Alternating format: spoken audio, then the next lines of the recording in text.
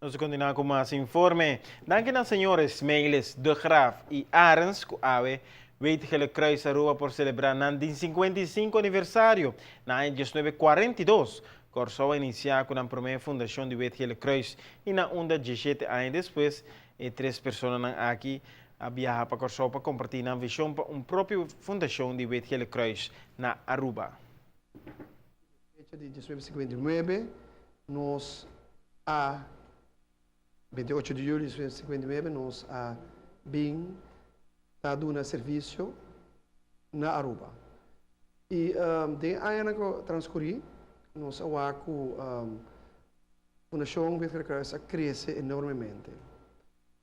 Nós o departamento que a BIM dentro do laatste ano, na 2010, nós abrimos nos Zorwinkel Magazijn para dar serviço na nos grande de rolstoel e cama e também nós recebemos que em 2007 nós abrimos serviço completamente novo, que é o serviço de neonatal screening, onde nós por check e ouvido de nos baby já entre 4 e 10 dias de nascimento e ainda nos podemos se muita tendência ou não.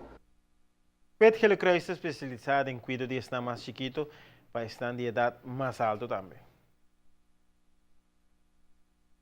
Mi nome me quer se mencionar que 55 anos aqui, da anos que é Suriname, que a bem foi Holanda, foi Aston, a bem para ajudar a Aruba.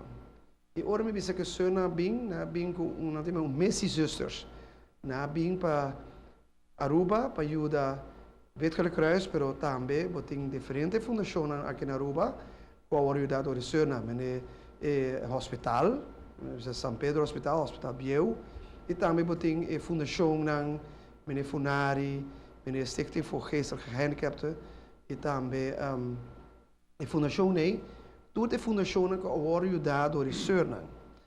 Però ora vai back di storia, non sta riparando che Weet Kruis stava il cofundador di Tour e Fundazione aqui.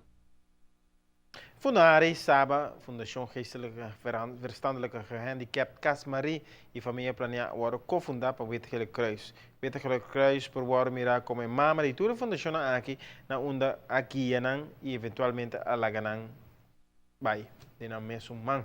Para o dia na porta para arriba na mesmo dos pianan.